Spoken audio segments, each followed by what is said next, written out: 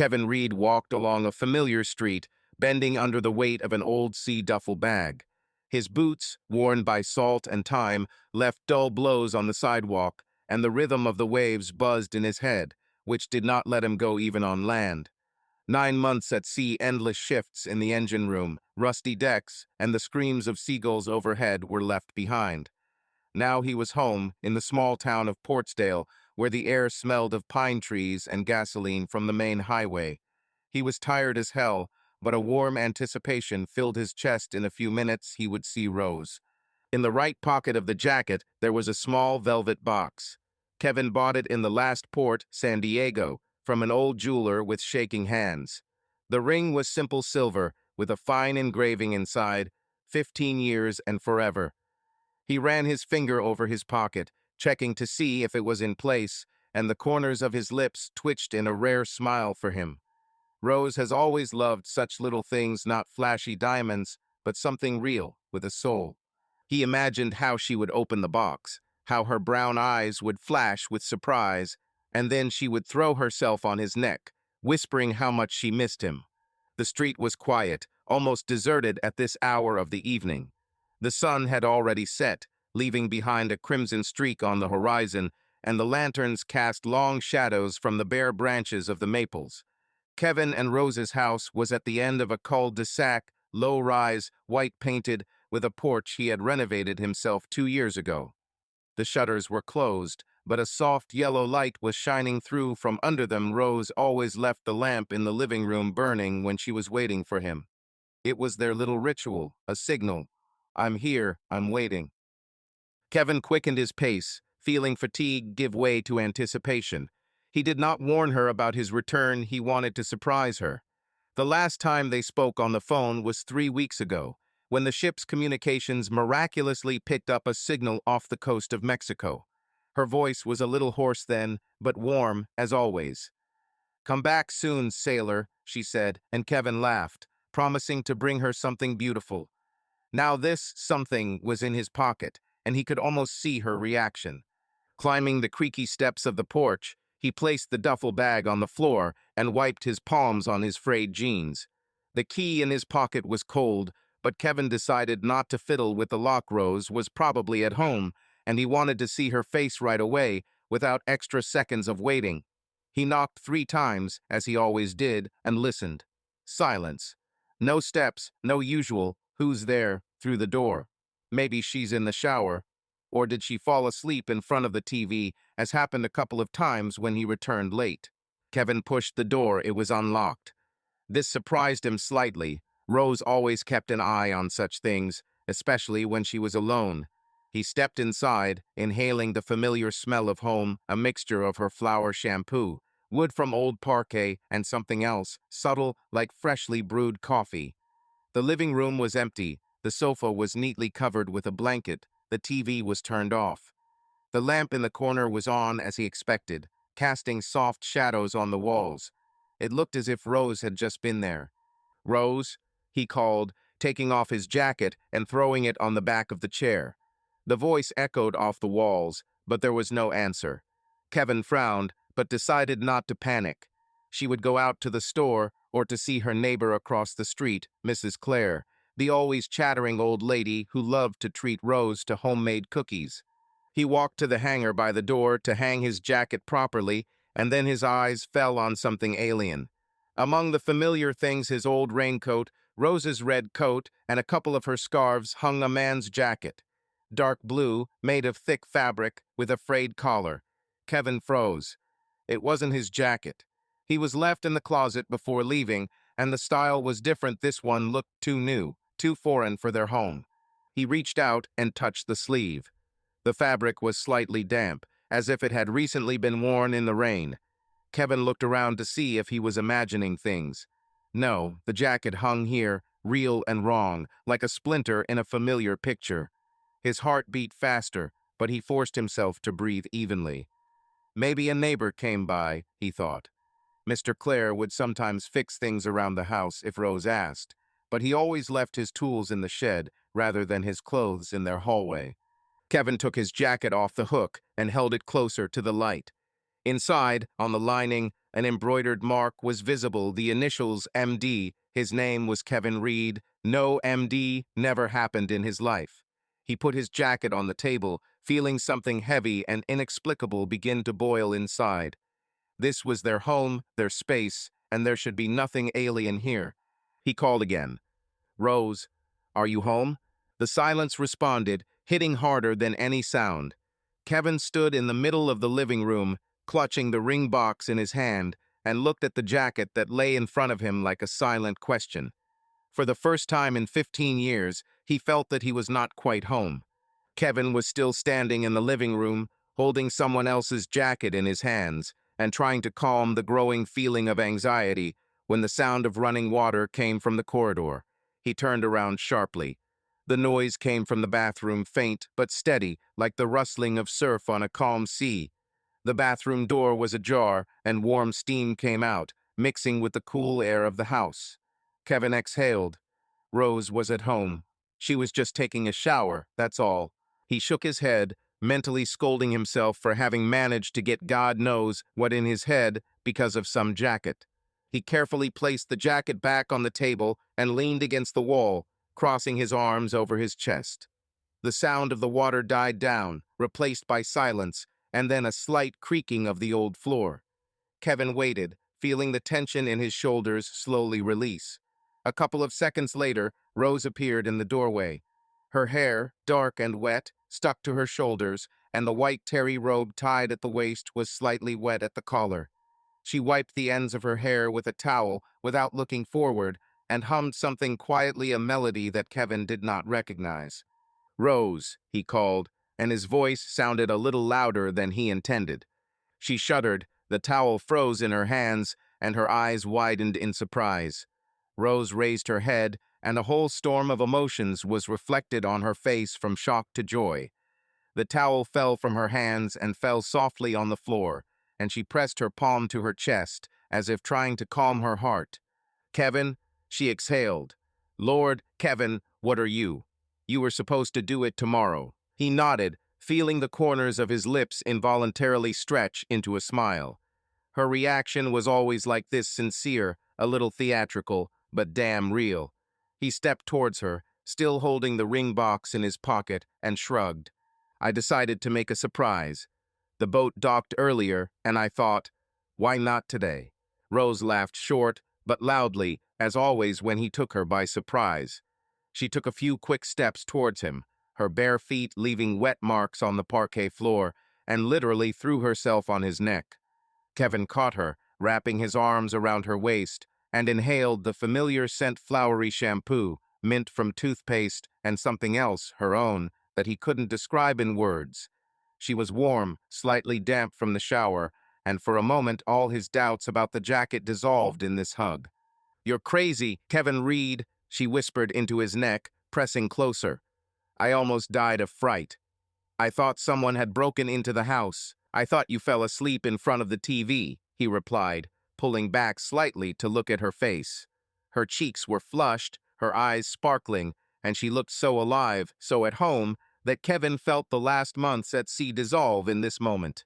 Rose let go of him, took a step back, and put her hands on her hips, her brows furrowed in mock furrow. Do you have any idea how crazy I was going here? 9 months, Kevin. I was counting the days, and you just showed up a day early without even calling. He grinned, taking off his shoes and tossing them at the doorstep. I wanted to see your face, and it looks like it was worth it. She rolled her eyes, but the smile never left her lips. Rose bent down, picked up a towel from the floor, and threw it into a basket against the wall, and then waved her hand towards the kitchen. Come here, sailor. I just made tea, but now that you're home, I can get something stronger. Are you hungry? Kevin nodded, feeling his stomach churn after a long day on the road. He followed her into the kitchen, where the kettle was already standing, quietly hissing steam, and an open packet of cookies lay on the table. Rose turned on the light above the stove, and a warm yellow glow fell on her face, making it even softer. She opened the cabinet, pulled out a bottle of bourbon, his favorite, Maker's Mark, and placed it on the table along with 2 glasses. Sit down, she said, nodding toward the chair. Tell me how it was there. But first, have a drink. You look like you were washed away all the way home." Kevin sat up, rubbing his palms together, and accepted the glass she handed him. The bourbon burned my throat, but warmth spread throughout my body, removing any remaining fatigue. They sat like that for several minutes, exchanging short phrases. He talked about the storm off the coast, about the new mechanic who always mixed everything up, and she complained about the rainy weather and the broken fence that she had to fix herself. It was their familiar rhythm, honed over the years when words weren't as important as just being there. Then Rose suddenly clapped her hands and her eyes lit up. "Tomorrow is the anniversary. Do you even remember that we will be 15 years old?" Kevin pretended to think, rubbing his chin, and received a light slap on the shoulder from her. "I wish I had forgotten," he said, looking at her with feigned seriousness. "I even figured out how we would celebrate it." "Oh, really?" Rose leaned closer, resting her elbows on the table. "What are you up to, Mr. Reed?" He leaned back in his chair, feeling the ring in his pocket press pleasantly on his thigh. He wasn't going to show it now. He wanted to wait until tomorrow and do everything beautifully. But he had a plan. "We'll go to the bay in the morning. Let's take a boat, the one Jim rents, and sit on the water, like in the old days. And in the evening dinner at the fisherman's hut. The table has already been reserved." Rose beamed. She loved the bay. They often went there in the early years of their marriage, when Kevin had not yet gone on such long voyages. She reached across the table and squeezed his hand. "Are you serious? I haven't been on the water for 100 years. And the shack, Kevin, you know exactly how to bribe me." "That's not all," he added, smiling mysteriously. "There will be something special, but you'll find out tomorrow." She narrowed her eyes, trying to get more out of him, but he just shook his head and took another sip of bourbon. Rose leaned back in her chair, crossed her arms, and said, "Okay, keep your secrets. But I also came up with something. In the morning, I'll make you your favorite omelet with bacon and that hot sauce that you always carry from the ports. And in the afternoon, we can go to Mrs. Clare. She promised to bake a cake if I talked her into it." Kevin nodded, imagining the day ahead. An omelet, a bay, dinner, everything he wanted after months at sea. He looked at Rosa, how she fiddled with the hem of her robe, how the light played in her wet hair, and thought that 15 years with her was the best thing he had. They sat for a while longer, discussing little things, how to decorate the boat, whether to take wine or beer, and whether to forget an umbrella if the weather turns bad. The conversation flowed as easily as a river on a clear day, and Kevin felt at home, really at home. When the bourbon in the bottle came to an end, Rose stood up, stretched, and yawned, covering her mouth with her hand. "Okay, hero, you need to sleep. You're out of the way, and tomorrow is a big day." Kevin stood up, pulling his chair behind him, and nodded. "You're right, but don't be late either." She winked at him as she put the glasses away in the sink and said over her shoulder, "Go, I'll be there in a minute. I'll just turn off the light." Kevin walked into the bedroom, throwing his duffel bag by the bed, and collapsed onto the mattress without undressing. He heard Rose rattling dishes and the switch in the living room clicking, and he closed his eyes, feeling like he was finally back where he belonged. Kevin woke up to the sound of his own breathing, sharp and heavy, as if he had emerged from underwater. The bed beneath him was warm, but the sheets were wrinkled, as if he had been tossing and turning all night. He lay on his back, staring at the ceiling of the bedroom, where the faint morning light filtered through the cracks in the shutters. It was empty nearby. Rosa had apparently already gotten up. Her pillow had a slight imprint on it, and the blanket had been neatly tossed aside. Kevin rubbed his face with his palms, feeling the stubble under his fingers, and slowly sat up, trying to shake off the remnants of sleep. He dreamed of the sea muddy, choppy, with waves that pulled him down, but he could not remember the details. The silence in the house was soft, almost comfortable. Faint sounds could be heard through the walls, the rustling of the wind outside the window, the distant barking of a dog somewhere on the street. Kevin stood up, stretched, feeling his joints crack from the long flight, and glanced at his duffel bag, still lying by the bed. He didn't have time to unpack his things yesterday. He was too tired after drinking bourbon and talking with Rose. Now, in the morning light, He felt better. The fatigue had receded, replaced by anticipation of their anniversary. Omelette, bay, dinner at the fisherman's hut. The day promised to be good. He walked into the living room, his bare feet feeling the coolness of the parquet floor. The lamp in the corner was turned off, but morning light streamed through the windows, illuminating the room. There was a folded blanket on the sofa, and on the table there was an empty bottle of bourbon next to two glasses, traces of their previous evening. Kevin smiled, remembering how Rose had teased him for being thoughtful while they were making plans. But then his gaze fell on something else, a small black phone lying at the edge of the table, almost invisible among the usual clutter. It was Rose's phone. Kevin recognized it immediately. Old, with a shabby body, which she refused to change because it still works. He was lying face down, and something about this little thing pricked Kevin. She left it here yesterday. He didn't remember her taking out her phone during their conversation. Maybe he just didn't notice. Kevin came closer, rubbing his neck, and froze, looking at the device. For some reason, he wanted to pick it up. He extended his hand, his fingers touched the cold plastic, and a slight curiosity stirred in his chest. Rose rarely left her phone unattended. It was usually in her robe pocket or in the kitchen, next to the kettle. Kevin wasn't the type to snoop around in other people's things, but now, after 9 months apart, he suddenly wanted to see her world, maybe the photos she took while he was away, or the messages from the friends she chatted with in the evenings. It was stupid, almost childish, but he turned the phone over anyway. The screen lit up on its own. Apparently, she hadn't set it to lock. Kevin frowned. Usually Rose was more careful with such things, especially after she lost her old phone in a cafe a couple of years ago. Several notifications appeared on the screen, missed calls and messages. He noticed the name Mike. 3 missed calls and a line of text underneath, cut off by a locking pad. Where are you? Call me when you can. Kevin froze, feeling something cold move in his chest. Mike? He didn't know any Mike. Maybe a colleague from her work? Rose had been working part-time in the local library for the last few years, sorting books and running children's clubs, but she had never mentioned any Mike. He swiped his finger across the screen, and the phone obediently opened. There was no password. Kevin felt a pang of guilt, but curiosity overpowered him. He clicked on the messages icon, and the correspondence with Mike unfolded before him like a book that he didn't want to open, but couldn't close. The first lines were harmless. Are you home? I bought coffee. What kind of coffee do you like? And Kevin almost relaxed, deciding that this was just a friend.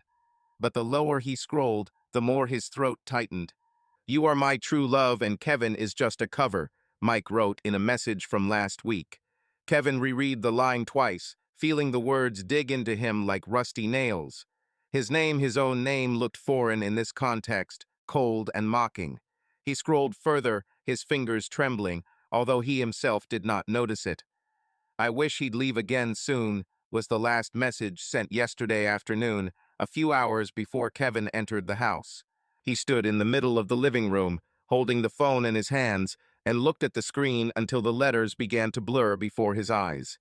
His heart was beating so hard that it seemed like it would pierce his ribs and burst out. Kevin swallowed, but the lump in his throat did not go away. Was this a joke? Error? No, it was Rose, her phone, her correspondence. He knew her style of writing, her habit of putting extra spaces before exclamation marks, and it was all there in the response messages. I'll be back home soon, and you're the best, Mike. Kevin put the phone down on the table, but his hand was still shaking. He stepped back as if the device might bite him and rested his back against the wall. The air in the room became thick and heavy, like before a storm. He remembered last night, her smile, hugs, warm words about how much she missed him. All this now seemed alien, false, like a mask that he did not notice. Who is Mike? How long has this been going on? Questions swarmed in my head, but none found an answer. He ran his hand over his face, trying to collect himself. Maybe it's a misunderstanding. Maybe he misunderstood. But the words true love and cover burned him from the inside like hot metal. Kevin looked at the bottle of bourbon still on the table and for a moment thought about pouring himself another, to drown out this feeling that was tearing him apart. But instead, he clenched his fists until his nails dug into his palms. Somewhere in the house, a floorboard creaked a faint, barely perceptible sound. Kevin raised his head, listening. Rose was somewhere nearby, maybe in the kitchen or bathroom. She didn't yet know what he had seen. She didn't yet know that he knew. And at that moment, Kevin realized that the silence in their house would never be comfortable again. Kevin stood in the living room, clutching Rose's phone so tightly that the plastic creaked under his fingers. The screen was still glowing, displaying the words he had read a dozen times.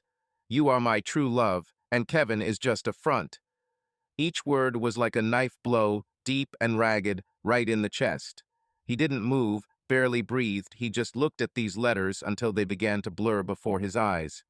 The silence in the house was oppressive, but inside there was a storm raging, such as he had never seen even on the open sea. He didn't notice how time passed minutes or hours, but the sound of footsteps on the porch shook him out of his daze. Kevin raised his head sharply, clutching the phone even tighter. The door creaked, and Rose appeared in the opening. She was wearing the light gray coat he had given her 2 years ago, and clutching a paper bag with the logo of a local bakery. Her hair was slightly disheveled from the wind, and her cheeks were pink from the morning cool. She looked the same as always his Rose, his wife, and this made Kevin's insides bubble even more. "Oh, are you up already?" she said, closing the door with her foot and smiling. "I ran for croissants. I wanted to pamper you before the omelet." True, Mrs. Clare kept me busy with her gossip. Her voice broke when she saw his face. Rose froze, the package trembled slightly in her hands, and the smile slowly faded from her lips. She looked at the phone in his hand, and her eyes widened not in fear, not yet, but in surprise. "Kevin, did something happen?" she asked, taking a step closer. He didn't answer immediately. He just stood there, looking at her, and felt anger rising from the depths like hot lava, ready to burst out. Rose put the bag on the table, frowned, and spoke again, her voice becoming a little higher. "Why are you silent? You're pale, like you've seen a ghost. Is it because of the flight? Was there something on the ship?" Kevin slowly picked up the phone, holding it in front of him as evidence of a crime. His hand trembled, but not from weakness, from rage that no longer fit in his body. "Forgot something, huh?" he muttered through his teeth. The voice was low, hoarse, almost alien. "I left my phone number, Rose. Or were you in such a hurry to get to your mic that you didn't notice?" She froze, her face turned pale, but she quickly pulled herself together. Rose stepped towards him, holding out her hand as if she wanted to take the phone. "Kevin, what are you? Give it here, I'll see for myself. You probably misunderstood something. I don't understand correctly." He snapped, slamming her hand away so hard that she stepped back. The phone flew onto the sofa, bouncing on the cushions, and Kevin stepped towards her, clenching his fists. "You are my true love, and Kevin is just a cover. Did I understand it wrong, Rose? This?" Her eyes moved, her lips trembled, but she still tried to hold on. "Kevin, listen, it's not what you think. Mike is just a friend, Friend?" he yelled, interrupting her. His voice filled the room, bounced off the walls, drowned out everything else. "You call me a front for some bastard, and now you lie to my face that he's a friend?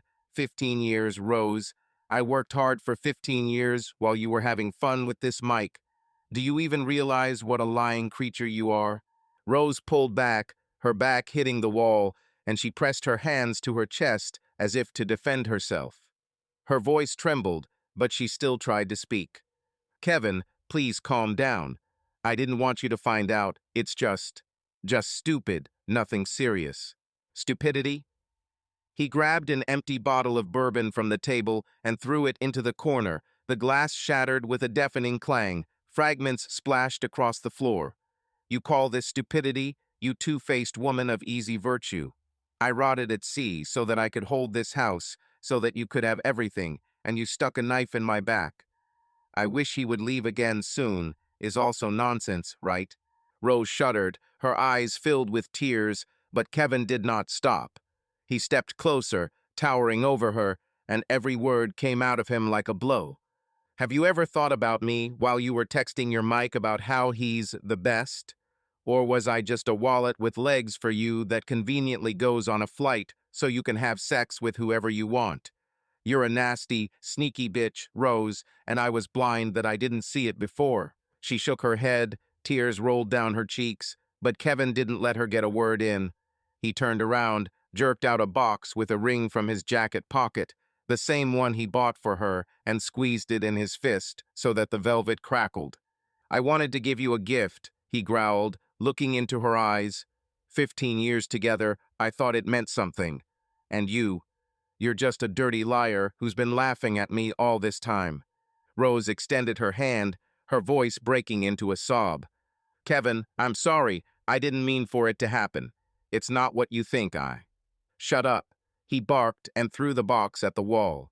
It hit with a thud, bounced off, and rolled across the floor, leaving the ring somewhere under the sofa. I don't need your excuses, creature. You're dead to me.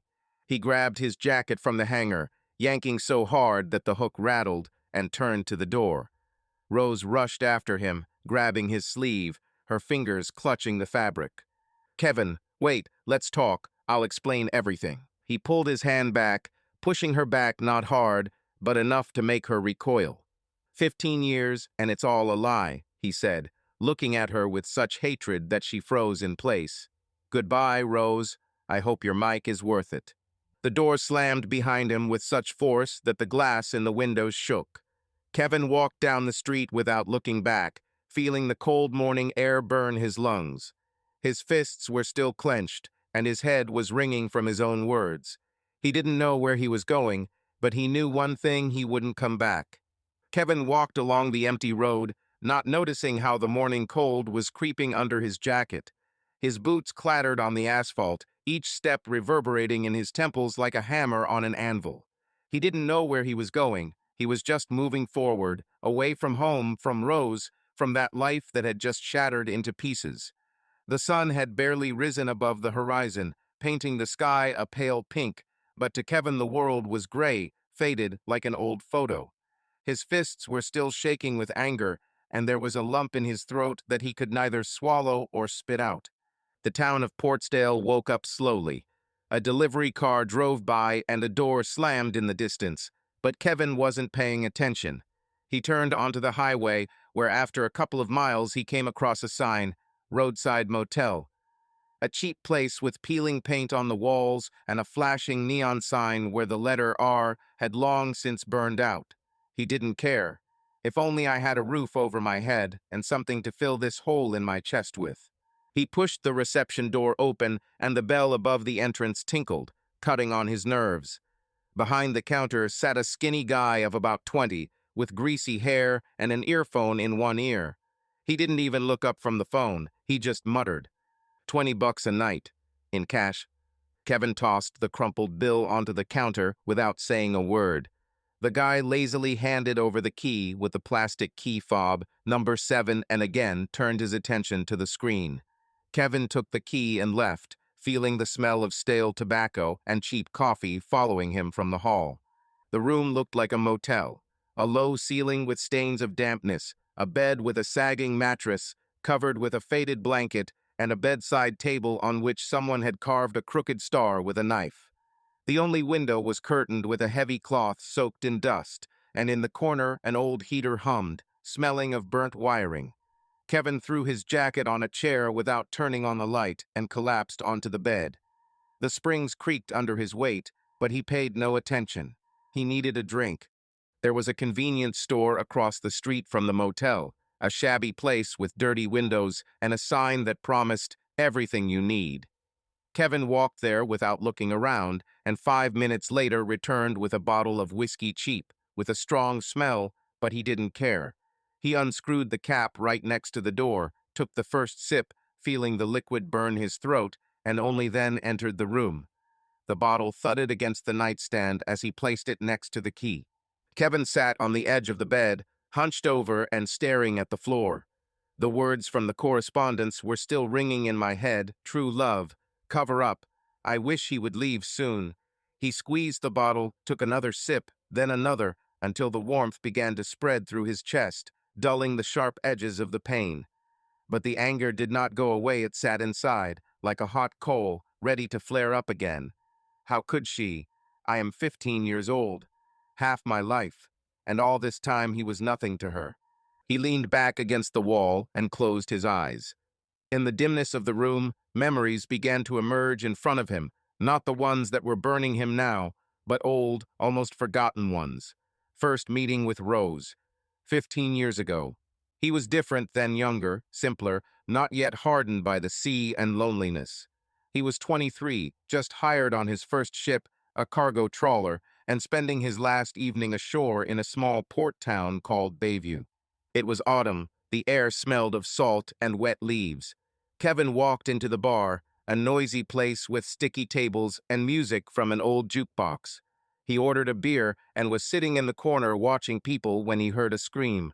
A girl, short, with dark hair braided in a sloppy braid, was making her way across the hall, straight to the counter. She argued with the bartender, waving her arms, her voice drowning out the roar of the crowd. I told you, this is not my order. I asked for coffee, not this pot of rum. The bartender, a fat man with a red face, just shrugged. Drink or leave, it doesn't matter to me. She grabbed the glass and, without blinking an eye, splashed the contents directly onto his shirt. The hall exploded with laughter, and the bartender shouted something about the police. Before Kevin knew it, he was there, maybe because of her courage, or maybe because of the way she stood tall and proud despite all the chaos. He threw a couple of dollars on the counter and said, "For her coffee," and nodded to her. "Let's go before he calls the cops." She looked at him, brown eyes, sharp as a blade, and suddenly smiled. "Okay, savior, but I still want coffee."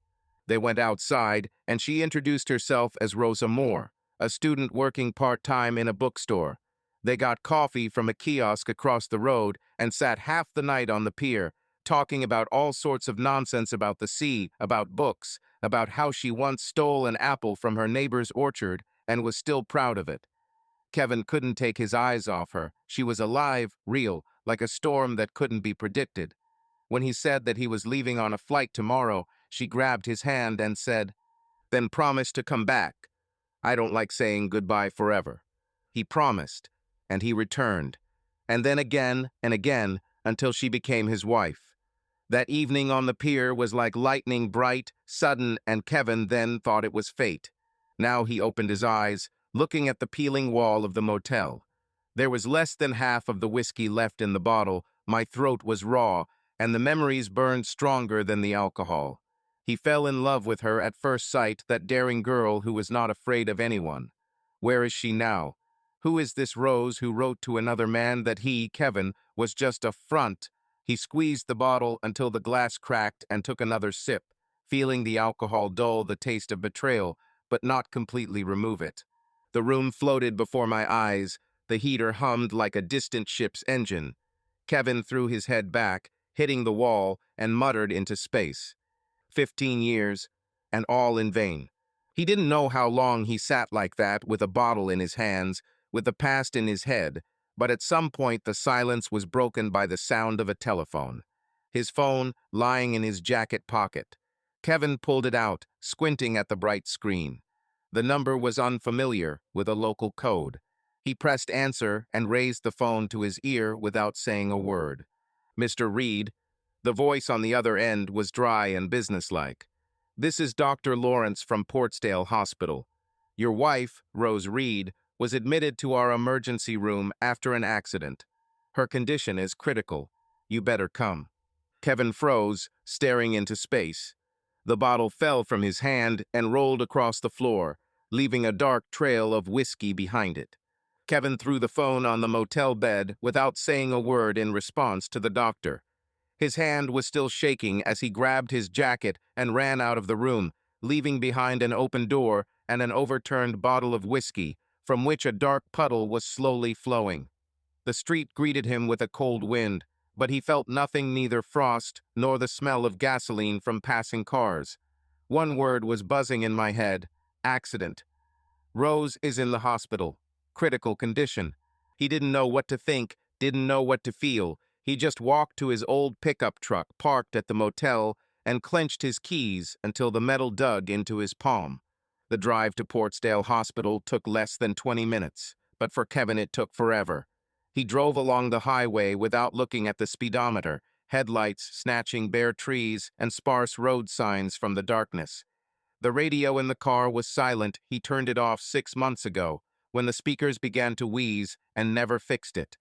The silence was oppressive, interrupted only by the roar of the engine and the beating of his own heart. Critical condition, he repeated the doctor's words to himself, and each time they sounded like a death sentence, but to whom, Rosa or himself? He didn't know. The hospital suddenly appeared in front of him, a white building with dim windows, surrounded by a parking lot with only a few cars parked. Kevin braked so hard that the tires squealed and jumped out of the cab without turning off the engine. He burst into the hall, which smelled of antiseptic and rubber from gurneys, and rushed to the reception desk. The woman behind the glass, middle-aged, with tired eyes, looked up at him. "Rose Reed," he managed, resting his hands on the counter. "Where is she?" She ran her fingers over the keyboard, taking her time, and finally said, "Intensive care unit, 3rd floor. But you need to talk to a doctor. They don't just let you in there." Kevin nodded, although he barely heard her, and rushed towards the elevator. The doors clanged shut behind him, and he leaned against the cold metal wall, feeling the sweat running down his back under his jacket. The elevator crawled slowly. The numbers on the display changed with painful slowness: 1, 2, 3.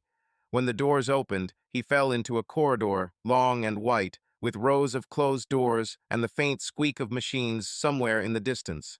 He was met by a doctor, a short man with gray hair at the temples and wearing a wrinkled robe. The badge read Dr. Lawrence. He raised his hand to stop Kevin and spoke dryly but calmly. "Mr. Reed, I'm the one who called you. Your wife came to us about an hour ago. Car accident on the highway. A car crashed into a guardrail. She has multiple injuries and internal bleeding. She's in a coma." Kevin stared at him, trying to take in the words. "Is she alive?" he asked, his voice hoarse, as if after a long cry. "For now, yes," Lawrence replied, adjusting his glasses. "But the condition is extremely serious. We stabilized her, but there are complications. She needs a cure, an experimental drug that can stop the bleeding and give her a chance. The problem is that it is rare and expensive. Insurance doesn't cover it." Kevin clenched his fists, feeling his nails dig into his palms. "How many?" he squeezed out. The doctor sighed, clearly not wanting to name the amount, but still said, "About $50,000. This is only for the first batch, and we need a solution quickly. The clock is ticking." 50,000. The number hit him like a wave hitting the side of a ship. They didn't have that kind of money. Savings went towards the house, his flights, her small wants, like the coat he gave him a couple of years ago. Kevin nodded, not knowing what to say, and muttered, "Where is she?" Lawrence pointed to the door at the end of the corridor. "Room 312. You can come in, but not for long. She's not conscious, and we're monitoring her every indicator." Kevin walked to the door, feeling the floor under his feet seem unsteady, like a deck in a storm. He pushed the door open and stepped inside. The room was small, sterile, with white walls and a faint smell of bleach. In the center there was a bed, surrounded by machines. The monitors beeped quietly, but rhythmically tubes stretched from them to the body under the blanket. Rose lay there, motionless like a statue. Her face was pale, almost transparent, with dark circles under her eyes and bruises on her cheekbones. Hair, usually neatly styled, became tangled and stuck to the pillow. A thin tube protruded from her mouth to help her breathe, and her chest rose and fell in time with the hiss of the fan. Kevin stood by the bed, looking down at her. It was she, his Rose, the woman he had loved for 15 years. But now he saw not her smile, not her lively eyes, but the words from the correspondence. "True love, cover." His hands clenched into fists, and he felt the anger, suppressed by the whiskey, flare up inside again. She betrayed him, tore apart everything they had, and now she lies here, helpless, and he has to do something. He sat down on the chair next to the bed, which creaked under his weight and stared at her face. Her skin was cold in appearance, her lips were slightly parted, and only the faint rhythm of the monitor indicated that she was still alive. Kevin leaned closer, feeling the smell of the hospital mingling with the subtle aroma of her shampoo. "Why can't I just leave?" he whispered, so quietly that he himself barely heard. His voice trembled, but he clenched his jaw, not allowing his emotions to escape. He remembered her as he had seen her yesterday, warm, smiling, hugging him in their kitchen. And then I remembered the phone, the messages, her lies. These images collided in his head like ships in a storm, and he did not know which of them was real. Kevin ran his hand over his face, feeling the stubble and sticky sweat, and looked at her hand lying on top of the blanket. A wedding ring glittered on her ring finger, a simple gold one, the one he had put on her 15 years ago. He almost tore it off her right then and there, but stopped, clenching his fist. The doctor talked about money, about medicine, about chances. 50,000, a fortune. Kevin could sell the pickup, take out a loan, find a way. He always found a way, even when storms sank ships and salaries were delayed for months. But why? For whom? For the woman who called him a front? His mind screamed, "Go away," but something inside, duty, habit, the remnants of what he once called love, kept him in that chair. He sat for so long, looking at her motionless face, until his fingers became numb from tension. The machines beeped, the lights hummed, and Kevin kept looking and thinking, "Why can't I just leave?" There was no answer, only silence, interrupted by her artificial respiration, and a heaviness in his chest that no amount of whiskey could wash away. 3 days have passed since Kevin first crossed the threshold of room 312. 3 long, drawn-out days that merged into one endless gray strip, saturated with the smell of antiseptic and the hum of hospital machines. He didn't return to the motel, he didn't see the point. Instead, he stayed here in the hospital, sleeping on a hard sofa in the waiting room on the 3rd floor, where his back ached from the crushed springs, and sleep came in fits and starts, interrupted by the steps of nurses and the creaking of gurneys. His truck was still in the parking lot, covered in a thin layer of dust, and his jacket, smelling of whiskey and sweat, hung over the back of a chair in Rose's hospital room. Her condition did not change. Dr. Lawrence came in every morning, looked at the readings, shook his head, and repeated the same thing. "She's stable, but unconscious. We're doing everything we can." Kevin nodded without going into details and returned to his silent vigil by the bed. Rose lay still the same, pale, motionless, with a tube in her mouth and wires stretching from her body to the monitors. Her chest rose and fell in rhythm with artificial respiration, and the faint squeak of the machines became a background for Kevin, which he almost did not notice. He stared at her for hours, sometimes falling asleep right in the chair, crossing his arms over his chest, but every time he woke up with the same question in his head: "Why am I still here?" The hospital lived its own life. The corridors were buzzing with footsteps, nurses in blue coats scurried about with folders and syringes, orderlies wheeled carts with clanging instruments, visitors whispered at the coffee machine in the hall. Kevin learned to distinguish sounds: the squeak of rubber soles on linoleum, the ding of an elevator, the distant cry of a child somewhere on another floor. He barely ate. He took a sandwich from the machine a couple of times, but even the bread seemed tasteless, like cardboard. Coffee, black and bitter, became his only companion, warming his hands in a plastic cup as he sat and looked at Rose. Her face didn't change. The bruises on his cheekbones darkened, turning into purple spots, and his skin became even paler, almost waxy. Kevin sometimes found himself looking for the Rose he knew in her, the one who laughed at his jokes, cooked him an omelet with hot sauce, hugged him after long flights. But in front of him there was only a shell, empty and alien, and this angered him even more. He didn't talk to her, either out loud or mentally. The words got stuck in my throat, and the ones that came to mind were too rough, too heavy for this silence. The morning of the 4th day began the same as the previous ones. Kevin woke up on the couch in the waiting room, feeling his neck stiff from the awkward position. He rubbed his face, stood up, and wandered towards the ward, holding in his hands another glass of coffee, already cooled and giving off a hint of sourness. The corridor was empty, except for the cleaning lady at the far end, slowly moving a mop across the floor, humming something under her breath. Kevin pushed the door to room 312 and entered, glancing at the monitors as usual. Everything is the same straight lines, weak rhythm, nothing new. He sat down on a chair, put the coffee on the windowsill, and stared at Rose, feeling the fatigue pressing on his shoulders like a weight that could not be thrown off. He didn't know how long he sat there, maybe an hour, maybe two. The sun rose higher, breaking through a gap in the curtains and drawing a thin strip of light on the floor. Kevin rubbed his eyes, trying to drive away the drowsiness, when he heard footsteps light, fast, not at all like the heavy tread of the nurses. He raised his head, frowning, and saw the door open slightly. A boy stood in the doorway. He was about 12 years old, thin, with disheveled blonde hair and freckles on his cheeks. He was wearing a faded denim jacket, too big for his narrow shoulders, and sneakers with the laces untied. He held the door handle, looking inside with a mixture of curiosity and anxiety. Kevin sat up straighter in his chair, feeling the tension running down his spine. The boy didn't look like one of the staff or the patron's son. He looked lost, but focused, as if he knew where he was going.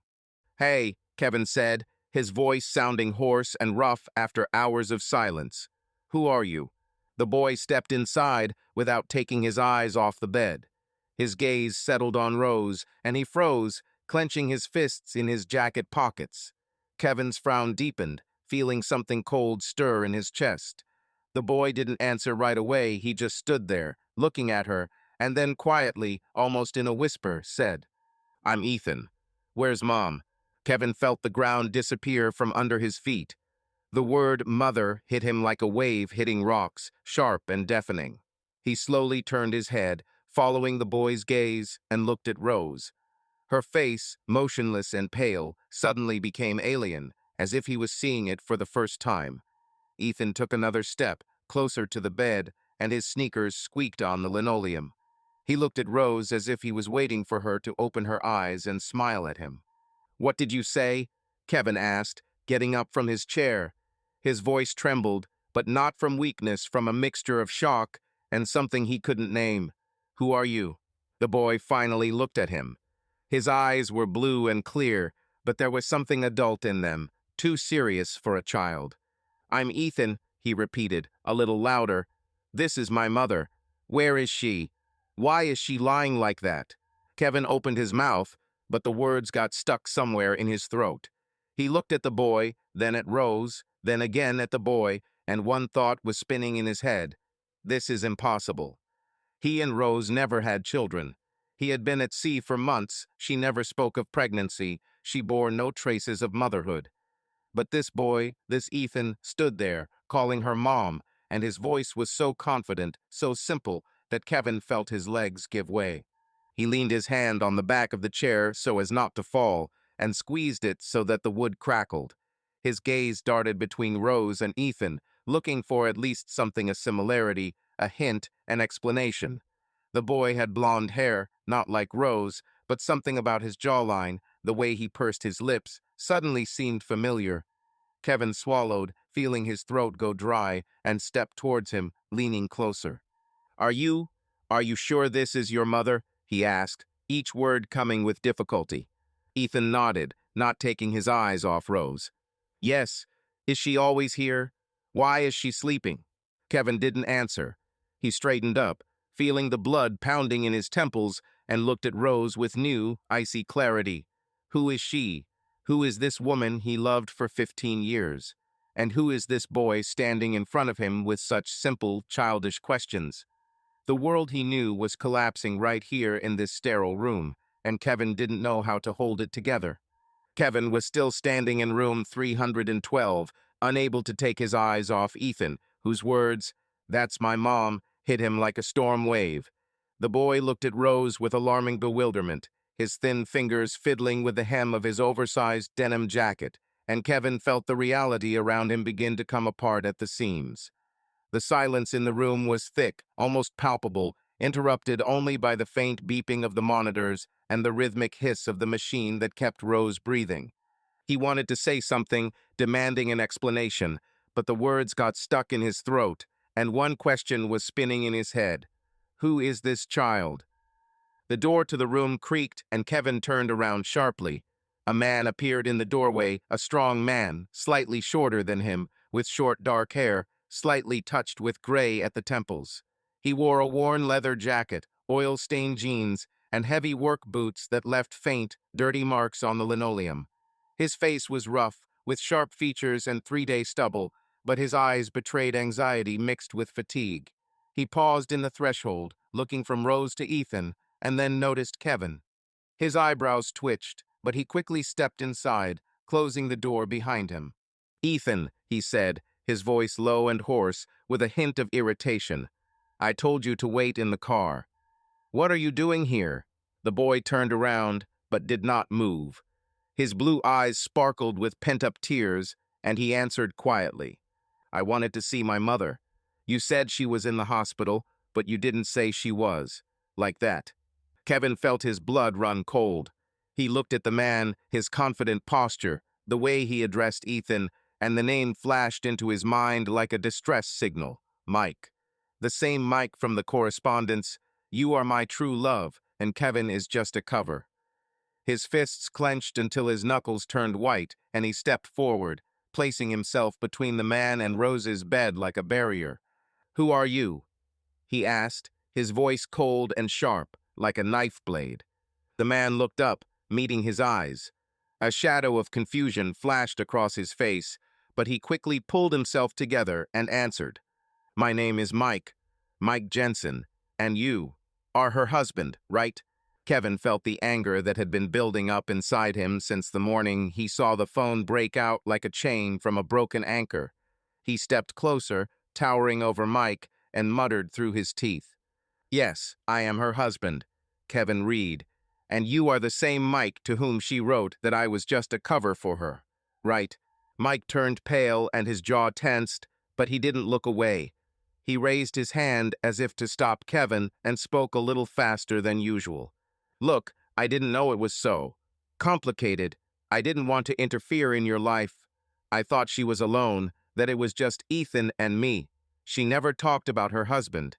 Kevin froze, his gaze darting to Ethan, who was still standing by the bed, looking at Rose.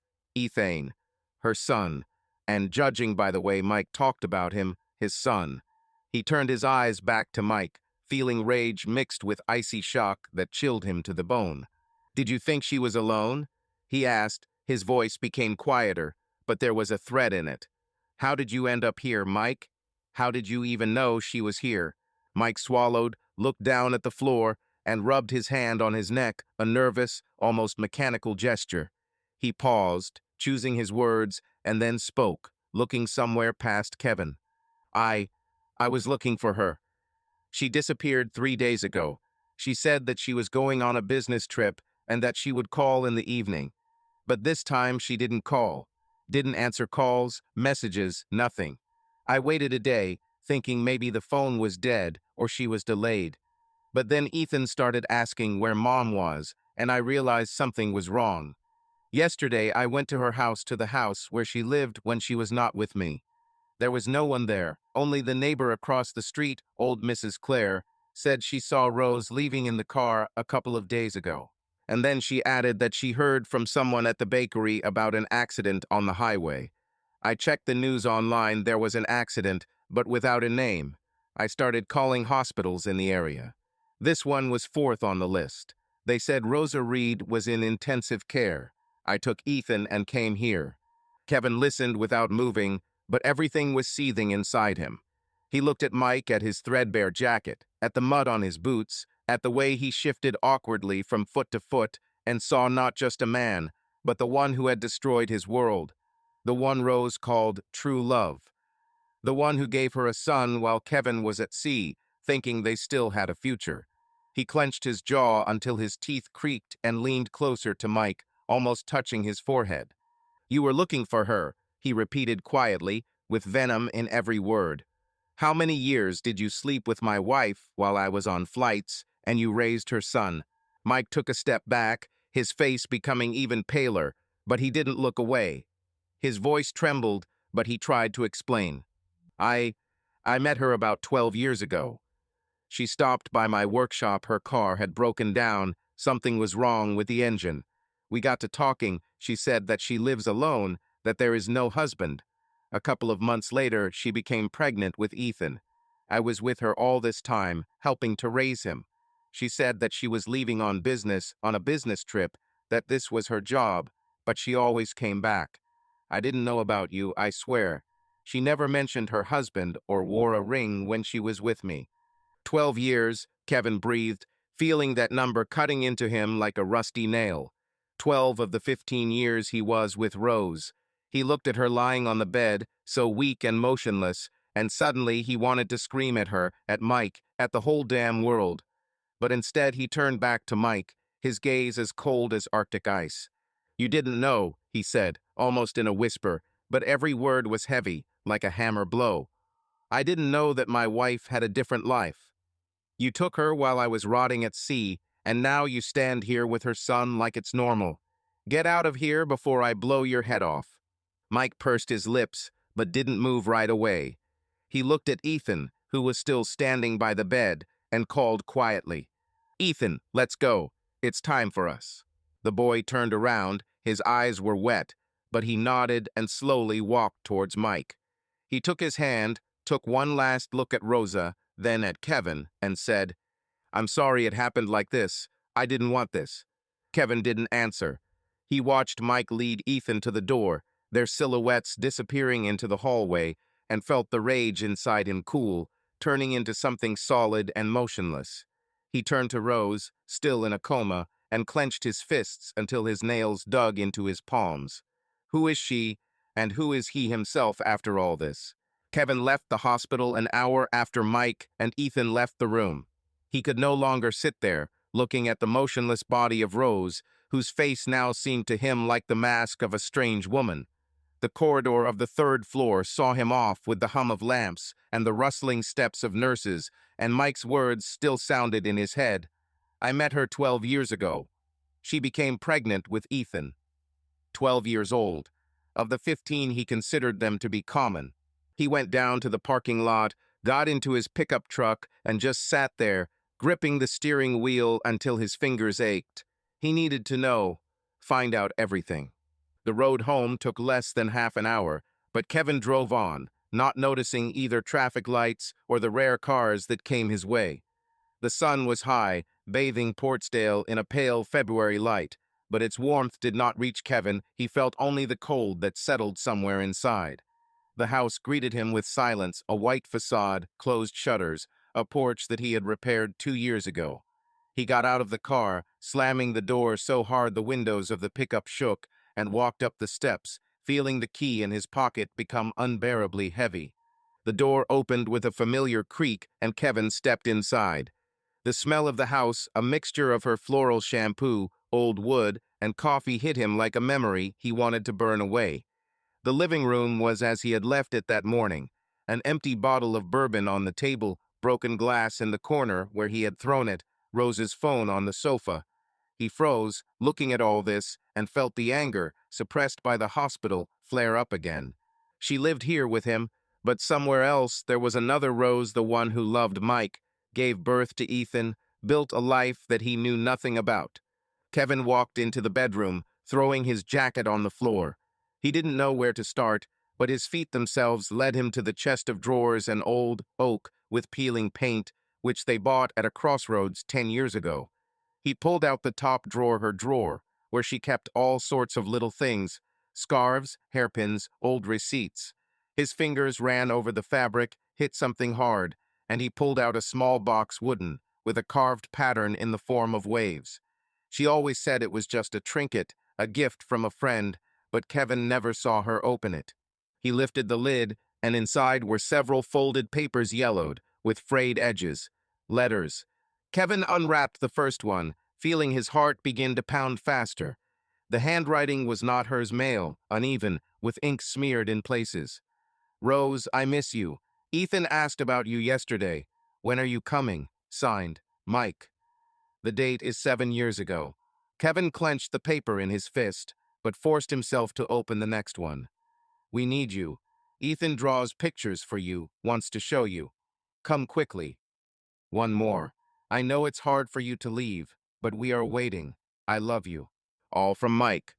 Dozens of letters hidden here in their house, under his nose. He threw the box onto the bed, the letters scattered across the blanket, and Kevin rushed to the closet. There, on the top shelf, behind a stack of her sweaters, he found an old photo album, one that she had never shown him, saying that it was old pictures from work.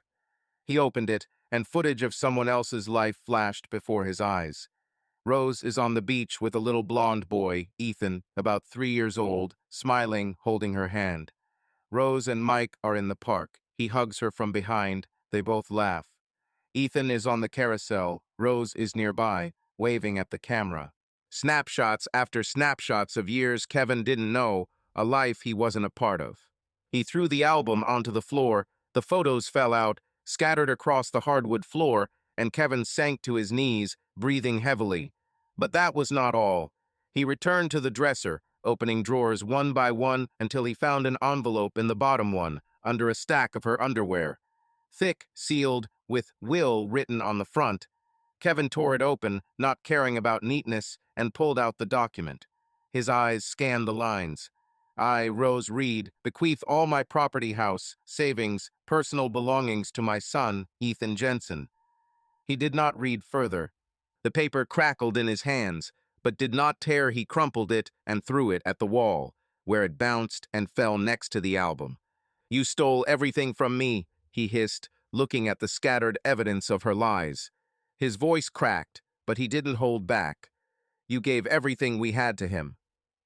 Kevin stood up, clenching his fists until his nails dug into his palms, and leaned against the wall, feeling it cool his back through his shirt. He closed his eyes, and memories old, almost forgotten, began to surface like the wreckage of a sunken ship. This was about 8 years ago, shortly after he received a promotion on the ship. They were sitting in the kitchen, the same one where he found her phone a few days ago. On the table there was a bottle of wine, half empty, and a plate with the remains of dinner fried fish that he had caught himself. Rose was wearing her favorite blue dress, her hair pulled back into a messy bun, and she was laughing at his story about the new mechanic dropping a wrench overboard. What if we had a child? She suddenly asked, twirling the glass in her hands.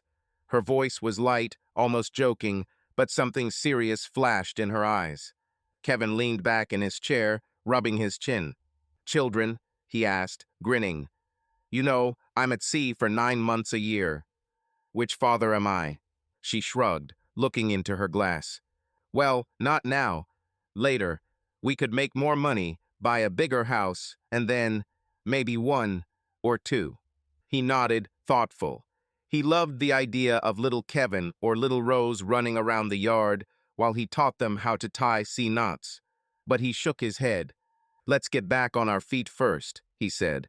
I want them to have everything: school, toys, no debts. Let's earn money and then think about it. Agree?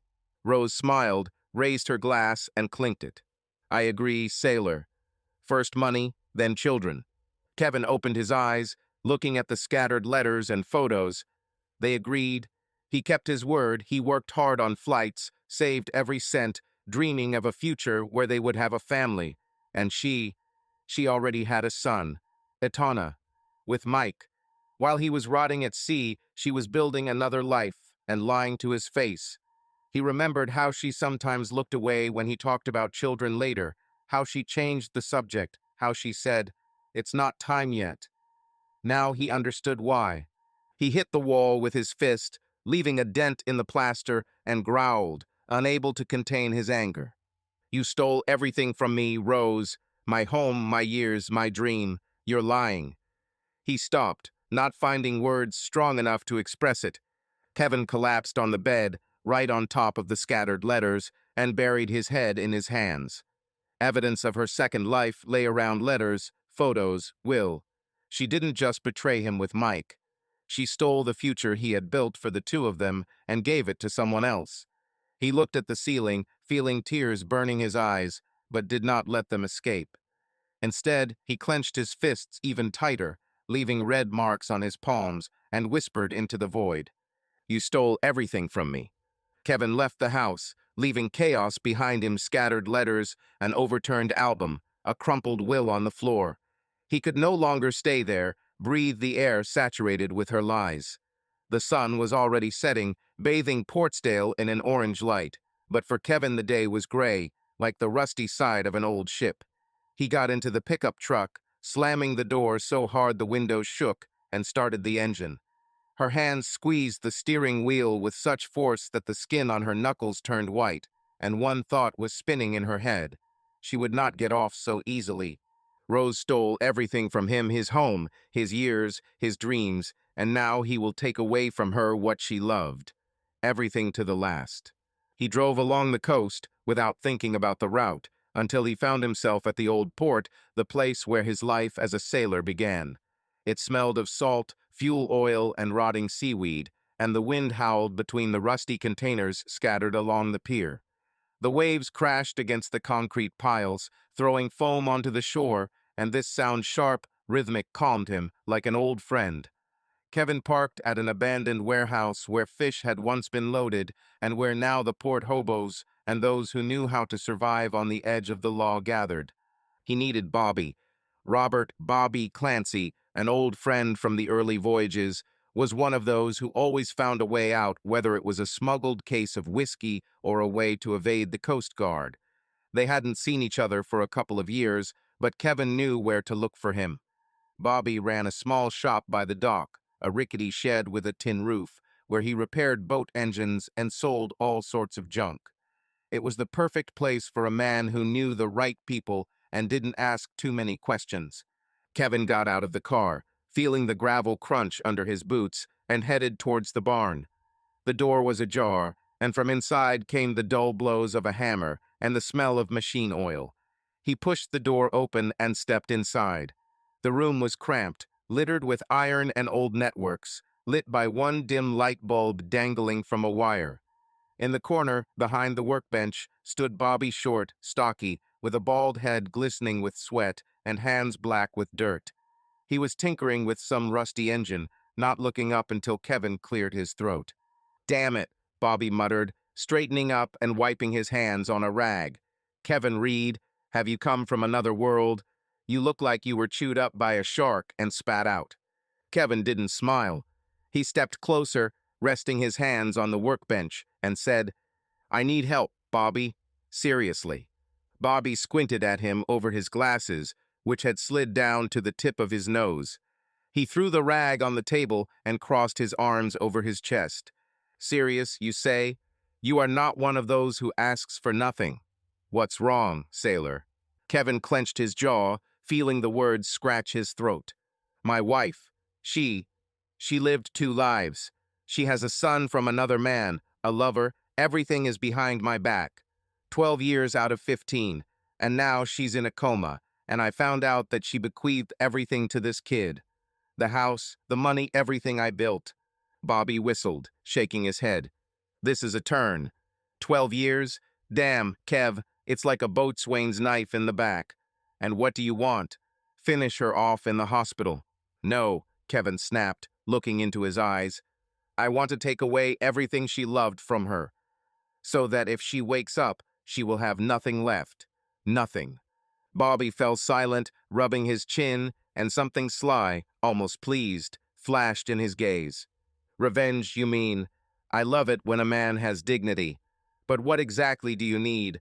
I'm not a lawyer, I'm not a cop, I'm just a dude with a wrench."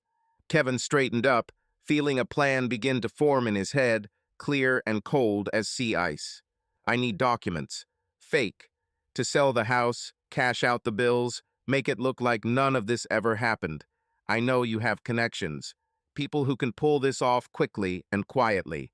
Bobby grinned, showing yellow teeth, and nodded somewhere to the side. "I have one guy, Jacko, former printer.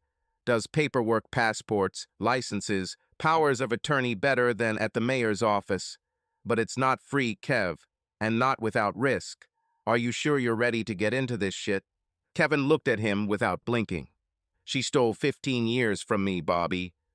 I worked hard while she built another family. Am I sure? Yes, I'm ready to burn this house down if necessary, but I want to do it smarter. Purely. Bobby chuckled, leaning back in his chair, which creaked under his weight. He pulled out a pack of cigarettes from the drawer, lit it, releasing a cloud of smoke into the ceiling, and said thoughtfully, "Okay, sailor, let's say I help. Dijiko will charge 5,000 for the work, plus a couple more for urgency. Do you have such money?" "I'll find it," Kevin said, although he wasn't sure where. The savings were in a joint account with Rosa, but he could sell some of the equipment or take out a debt from someone from the port. "Just give it to me, and do it quickly." Bobby nodded, took another drag, and stood up, throwing the cigarette butt into the tin on the floor. "Fine. I'll pick you up tomorrow morning. Come here at 8, and don't be late. Diziko doesn't like to wait." In the meantime, he rummaged in the drawer and pulled out a bottle of cloudy moonshine. "Drink. You look like a corpse on the deck." Kevin took the bottle, but didn't open it. He nodded to Bobby, feeling the weariness settle on his shoulders, and walked out of the barn. The evening air hit my face cold, salty, with a taste of the sea. He walked to the edge of the pier, where the waves licked the concrete, and sat on an old box, looking at the horizon. The sun had almost set, leaving a crimson streak behind it, and the sea was noisy, as if alive, calling him back. He squeezed the bottle in his hands, feeling the coldness of the glass, and whispered, almost inaudibly, "I will take away everything she loved from her. Everything she didn't give me." Kevin looked out to sea, feeling the anger inside him turn to cold determination. He remembered her smile, her voice, her lies, and each image only added fuel to the fire. Bobby was right. It's a risk. But he had been blind for too long, believed for too long. Now it's his time to act. He stood up, threw the bottle into the water, it splashed with a dull sound, and went to the car. Everything will begin tomorrow. 2 days have passed since Kevin met Bobby at the port. 2 days filled with phone calls, meetings in dark corners, and the smell of cheap coffee from disposable cups. Jacko, the printer with shaking hands and perpetually red eyes, turned out to be just as Bobby described: fast, silent, and expensive.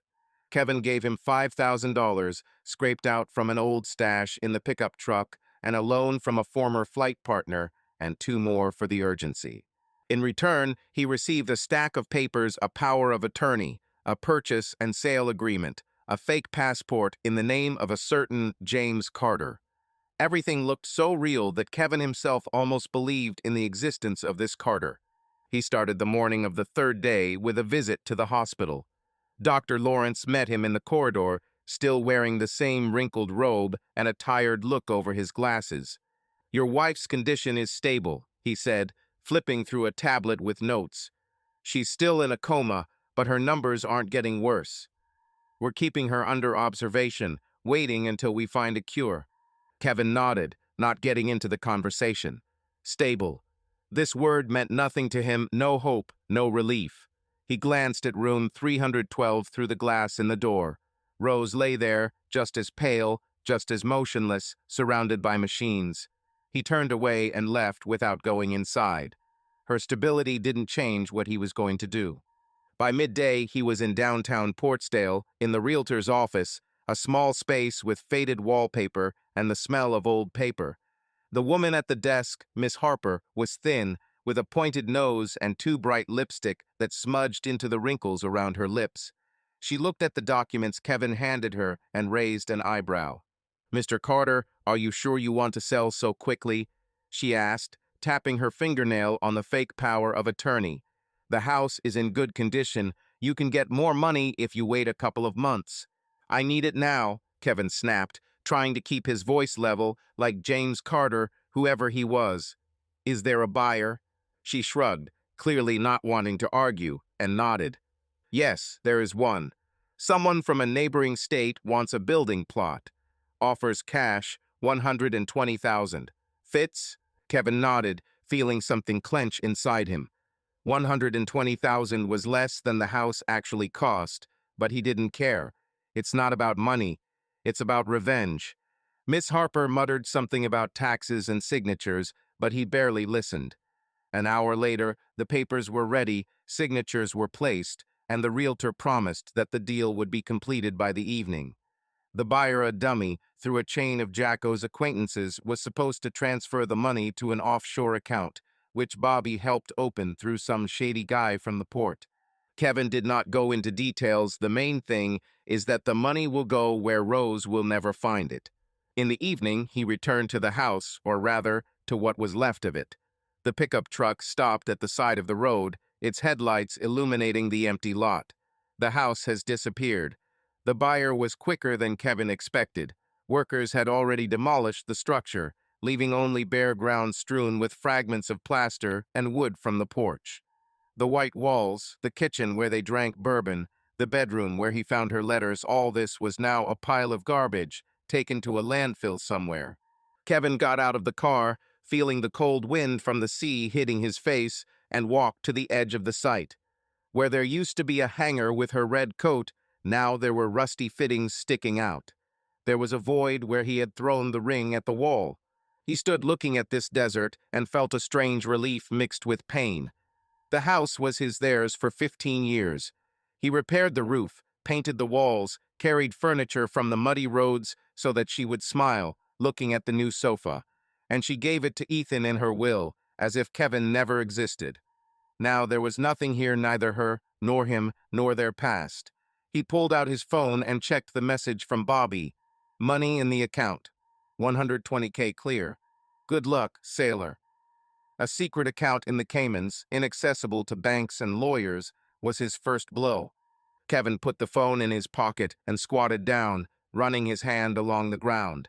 It was cold, damp from the recent rain, and smelled of clay.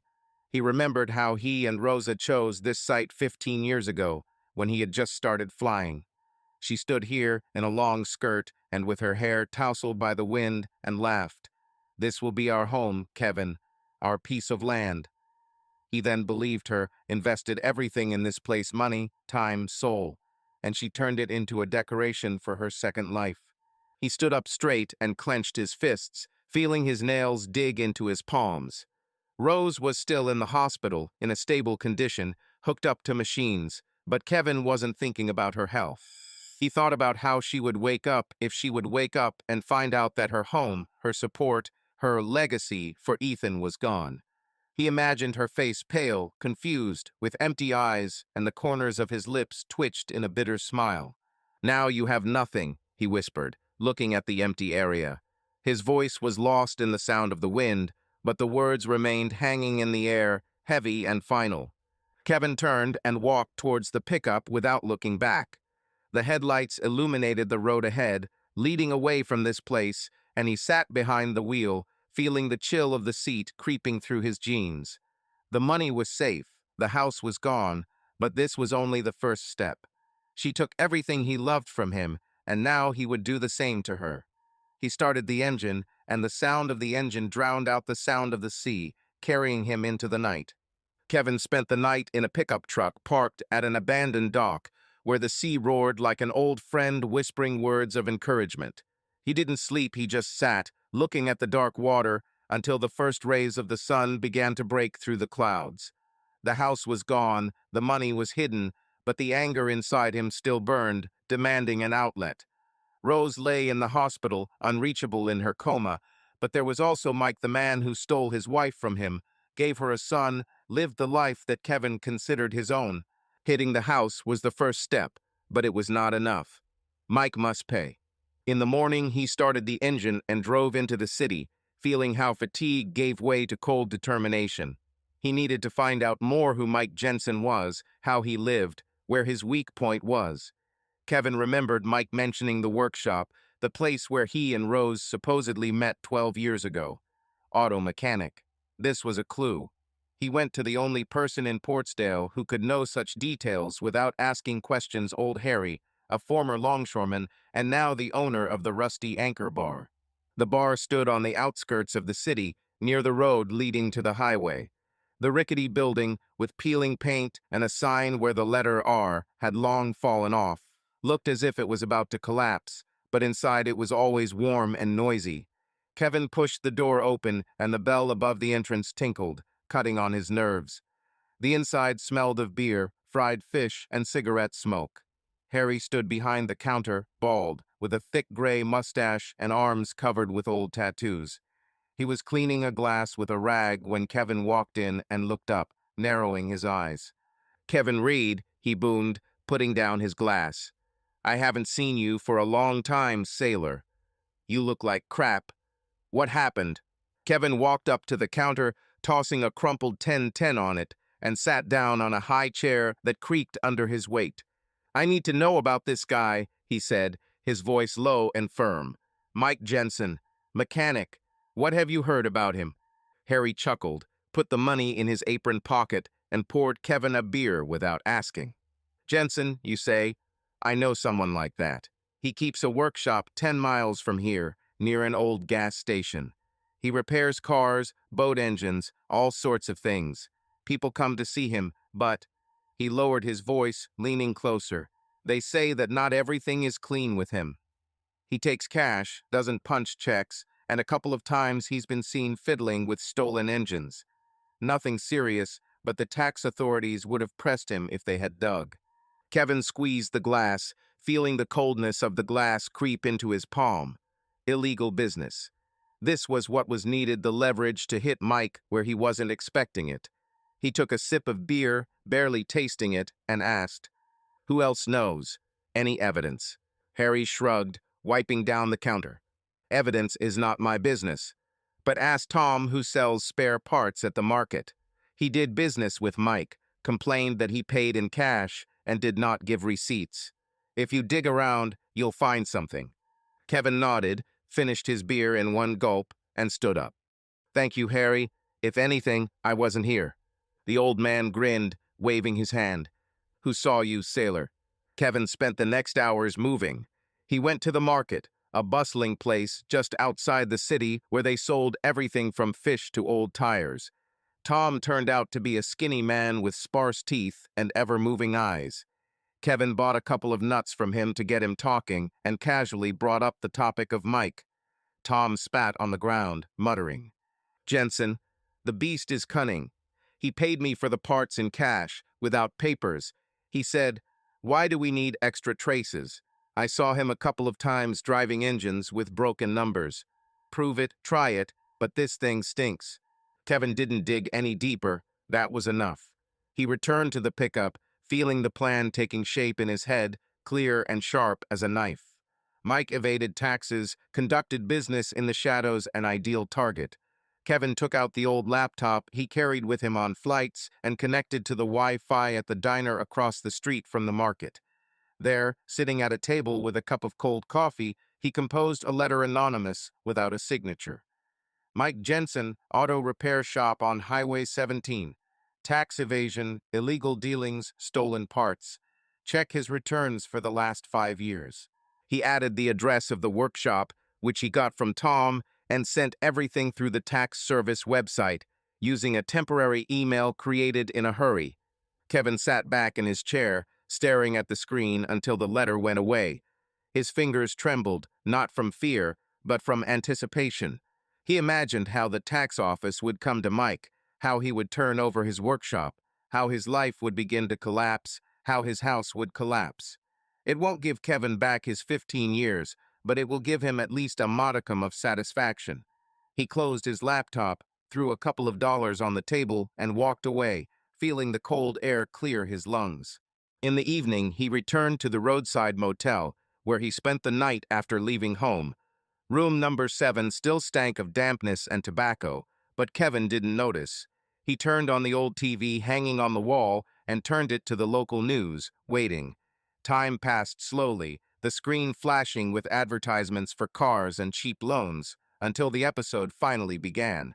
The presenter, a woman with a forced smile and an overly even voice, began. "Police today in Portsdale arrested local auto mechanic Mike Jensen on suspicion of tax evasion. Following an anonymous tip, the tax service inspected his workshop, finding undeclared income and evidence pointing to illegal trade in spare parts. Jensen faces a fine and up to 5 years in prison." Kevin looked at the screen, where images flashed. Mike's workshop, surrounded by cars with flashing lights, Mike himself in handcuffs, with his head hung low, as he was led to a patrol car. Kevin felt the corners of his lips twitch. For the first time in a week, a smile appeared on his face. Not broad, not joyful, but cold, almost cruel. He turned off the TV, throwing the remote on the bed, and leaned back in his chair, looking at the ceiling. "This is for Ethan," he whispered into the void. "For Rose, for everything."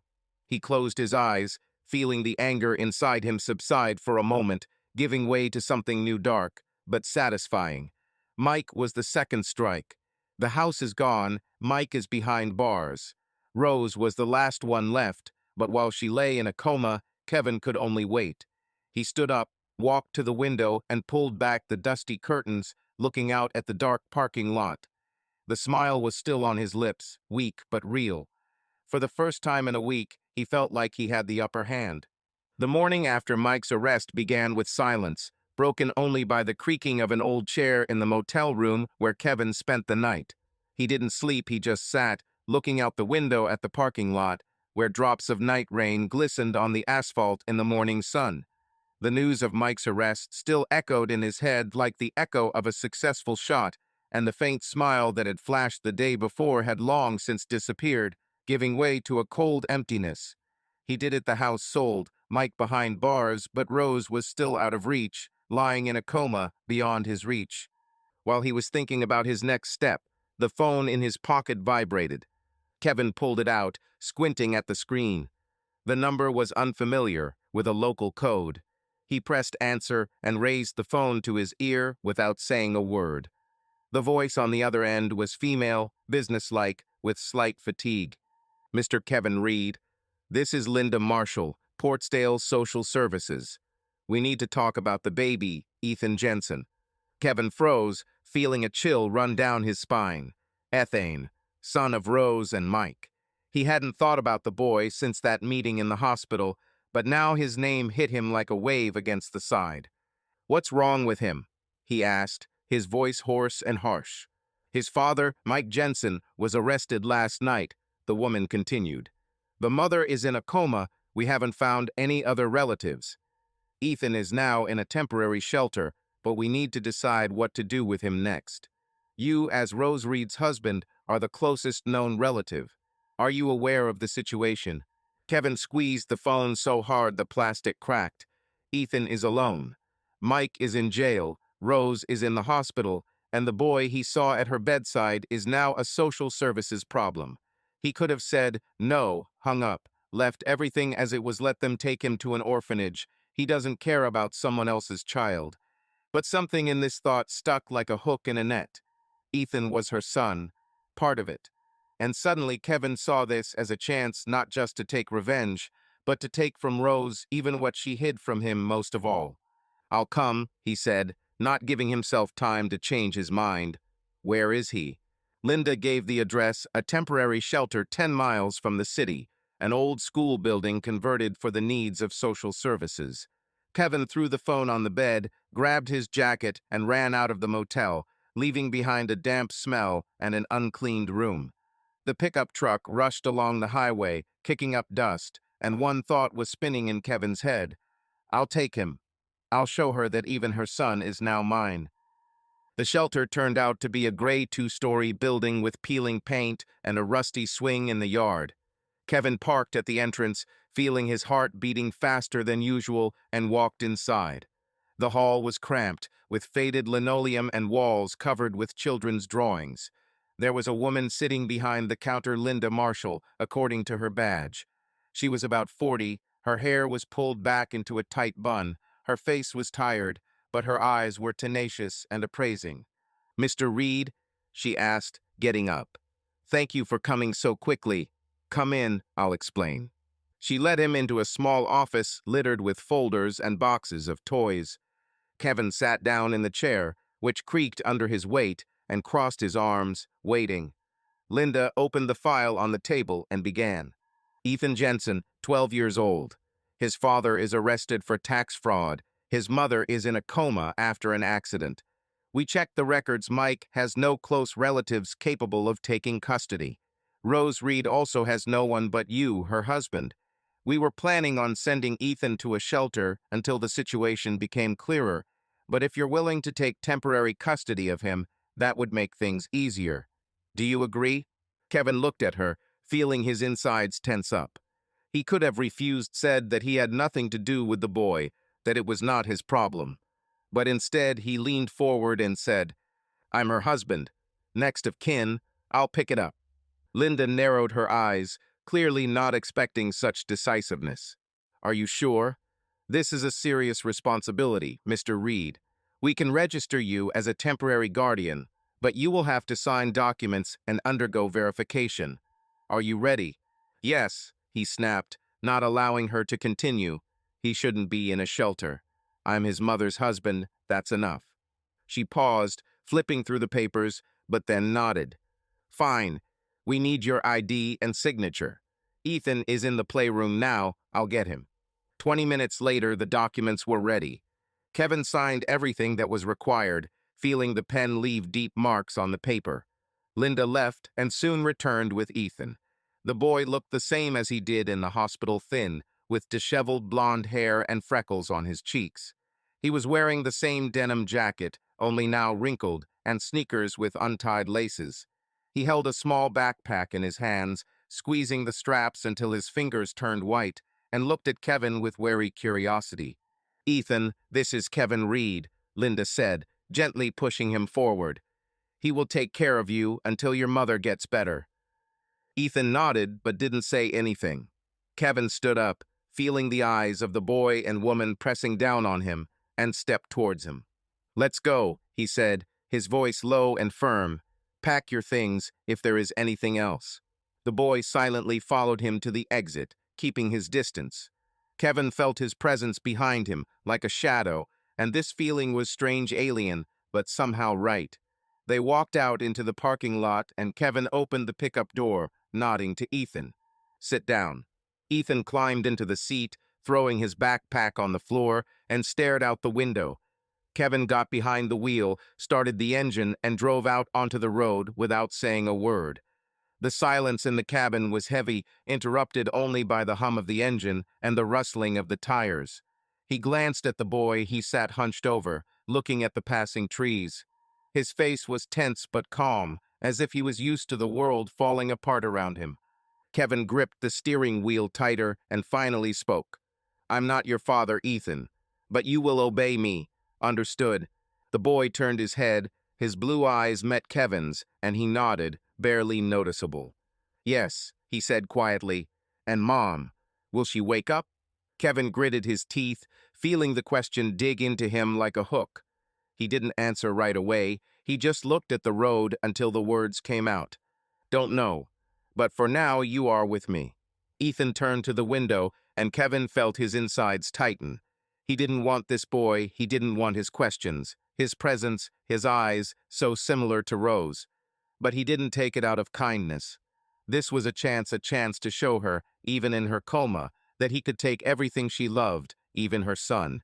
She hid Ethan from him for 12 years, and now he was here, in his pickup truck, under his control. They reached the motel, and Kevin turned off the engine. He looked at Ethan, still sitting silently, and said, This is not a house, but for now it will be like this. Go inside, number 7. Ethan nodded, picked up his backpack, and walked out, trudging toward the motel door. Kevin looked after him, feeling the anger inside mixing with something new, dark, almost triumphant. Rose wanted to leave him with nothing, but now he had her son. He got out of the car, slamming the door, and whispered into the cold air. Even you, Rose.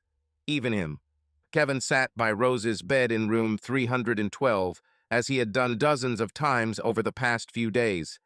The chair under him creaked with every movement, but he did not notice his gaze was riveted on her motionless face.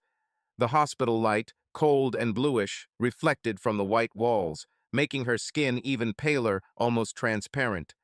The tube in the mouth, the wires stretching to the monitors, the faint squeaking of the devices, all this has become familiar, like the sound of the sea on its voyages.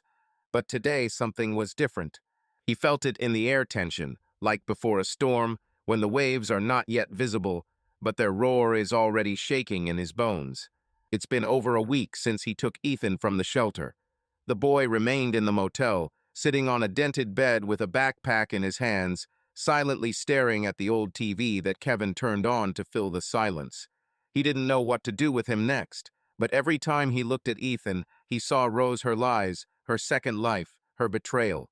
It kept him going, fueled the anger he directed at the house and at Mike.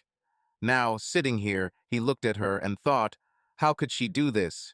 He leaned closer, resting his elbows on his knees and clenched his fists, feeling his nails dig into his palms.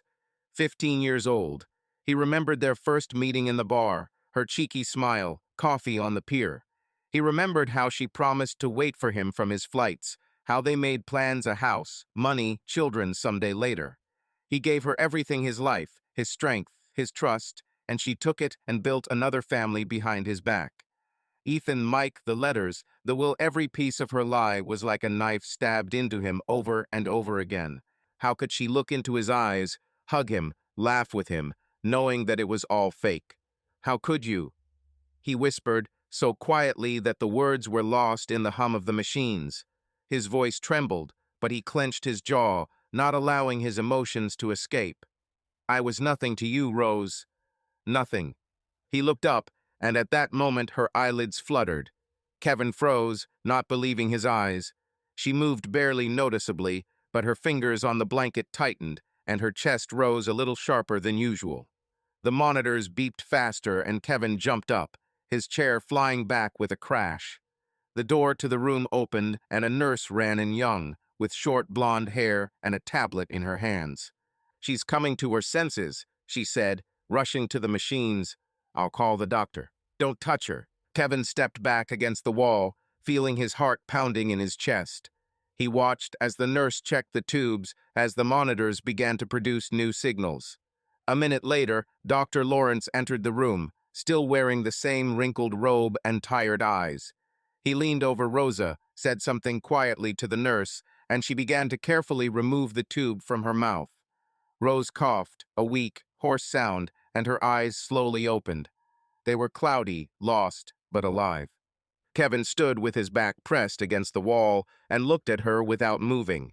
She blinked, her gaze wandering around the room until it settled on him. Her lips trembled, and a weak whisper escaped from her dry throat. Kevin? The doctor turned to him, nodding. She is weak, but conscious. You can talk, but not for long. Her condition is still fragile. The nurse and Lawrence left, leaving them alone. Kevin stepped towards the bed, feeling the floor shake under his feet, or was it his legs that were shaking? He stopped at her head, looking down at her. Rose looked at him, her eyes were clouded, but there was a flicker of recognition in them. She tried to raise her hand, but it fell back onto the blanket, too heavy for her weak body. Kevin, she repeated, her voice barely audible. Are you here? He clenched his fists, feeling anger and pain colliding inside him like two ships in a storm. Yes, I'm here, he said, his voice cold and firm. And you? How could you do this, Rose? 12 years with Mike, son, letters, will. How could you lie to my face all this time? Her eyes widened, tears pooling at the edges, but she didn't look away. She coughed again, weakly, and spoke, each word coming to her with difficulty. I didn't want you to find out. Never. I loved you, Kevin, I swear. But when you went to sea, I was alone. Months, years. Mike, he was there. He gave me Ethan, gave me what we didn't have. I couldn't leave him, but I couldn't let you go either. Kevin looked at her, feeling her words cut him like a rusty knife. Did you love me? He asked, almost growling. You called me a front, Rose. You gave everything to Ethan, our house, our money. What was I to you? A wallet that brings cash back from flights? She shook her head, tears rolling down her cheeks, leaving wet trails on her pale skin. No, you were bigger. I wanted to stay with you, but I got confused. I didn't know how to live one life. I'm sorry, Kevin. I'm sorry. He stepped closer, leaning towards her, and his voice became quieter, but sharper. Sorry. You stole 15 years from me, Rose. You lied to me every day, every night. You gave birth to another son while I was rotting at sea, thinking we had a future. And now you're asking for forgiveness. She sobbed, Her chest shook with a weak sob, but she did not have the strength to scream. She squeezed the blanket with her fingers and whispered, "Where is Ethan? Where's Mike?" Kevin straightened up, feeling the cold fill him from the inside. He looked at her weak, broken, but still clinging to her second life. And then he said, every word falling like a stone, "You lost them. How you lost me. Mike is in prison. I made sure he answered for his deeds. Ethan is with me. I took him because you left me nothing. And the house. The house is no longer there. You are left alone, Rose." Her eyes widened, horror flashed in them, and she tried to rise, but her body did not obey. She trembled, her breathing became ragged, and a weak moan escaped her throat. "No, Kevin, no. Ethan, my boy." He pulled out a box with a ring from his pocket, the same one he bought for their anniversary, the one he threw at the wall the day everything collapsed. He opened it, took out a silver ring with the engraving 15 years and forever, and placed it on the table by the bed. It clanged against the plastic, the sound sharp and final. "This is all that's left of us," he said, looking into her eyes. "You chose your life. Now live with it." Rose extended her hand, her fingers trembling, trying to reach the ring, but she didn't have the strength. She sobbed, her head fell back onto the pillow, and the monitors suddenly beeped louder, more chaotically. Kevin turned to the door, feeling her tears and pleas being left behind, like a weight he no longer wanted to carry. He stepped towards the exit, but stopped when he heard her last, barely audible whisper, "Kevin, sorry." He didn't turn around. The door slammed behind him, and he stepped out into the corridor, feeling the hospital air burn his lungs. Behind him, there was a nurse's scream, footsteps, the sound of a defibrillator, but Kevin did not stop. He knew this was the end her end. The monitors went silent after a minute, replaced by a long, steady beep. Rose died, leaving behind only the ring on the table and the emptiness that he had long carried within himself. Kevin did not return to room 312 after the door closed behind him. He heard the screams of nurses, the hum of the defibrillator, and then silence long, final. Rose died, and with her died everything that connected him with that life. Home, marriage, 15 years of illusions. He walked out of the hospital, feeling the cold February wind hit his face, and got into the pickup truck without looking back. In his pocket were the keys to the motel where Ethan was waiting, and money in an offshore account, 120,000, the remains of his revenge. This was all he had left, and now he had to decide what to do with it. Ethan was sitting in number 7 when Kevin returned. The boy was watching an old TV that showed commercials for cheap cars and didn't look up until Kevin slammed the door. His backpack was still on the floor. His sneakers with untied laces stood by the bed. Kevin looked at him, thin, silent, with disheveled blonde hair, and felt a strange tension in his chest. It was Rose's son, her flesh and blood, but now he was here, with him, not with her or Mike. Kevin stepped towards the TV and turned it off, leaving the room in silence. "Get ready," he said, his voice low and firm. "We're leaving." Ethan turned his head, his blue eyes meeting Kevin's. "Where?" he asked quietly. "To another state," Kevin answered, without going into details. "We have nothing more to do here." The boy nodded without asking questions. Kevin watched as he silently stuffed his things into his backpack, a couple of t-shirts, an old video game console, a worn notebook with drawings. Ethan didn't cry or ask about his mother or father, and the silence was both heavy and relieving. Kevin didn't know if the boy realized that Rose was gone, but he didn't speak. Not now. An hour later, they left Portsdale. The pickup drove along the highway heading west toward Maine, a place where Kevin had visited but never lived. There were ports, boats, the sea, everything he knew and understood. He didn't want big cities, he didn't want people. He needed a fresh start, a clean slate, and he decided that Ethan would go with him. Not out of pity, not out of duty, out of something else that he himself could not yet name. The move took 3 days. They stayed in cheap motels, ate fast food hamburgers, and barely spoke. Kevin looked at the road, feeling like miles separated him from the past, and Ethan sat next to him, looking out the window at the passing forests and fields.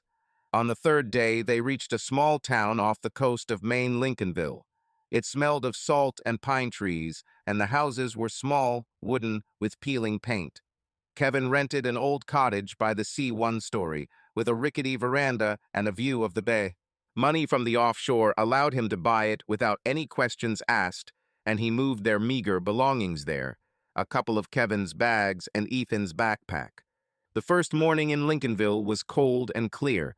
Kevin walked out onto the veranda, holding a mug of black coffee, and looked out at the sea beyond the rocky beach. The waves crashed against the shore, throwing out foam, and the sound was like breathing, deep and even. Ethan came out next, in his denim jacket, and stood next to him, silently looking at the water. Kevin glanced at him. The boy seemed smaller against the backdrop of the endless bay, but there was something stubborn in his posture, like Rose in her best days. "Have you ever repaired boats?" Kevin asked, taking a sip of his coffee. Ethan shook his head. "No. Mike fixed cars, but he didn't teach me." Kevin nodded, feeling Mike's name scratch old wounds, but pushed the feeling away. "Then let's start with the boats. There are plenty of them here, and I know how it's done. You will help." Ethan looked at him, narrowing his eyes slightly, but did not object.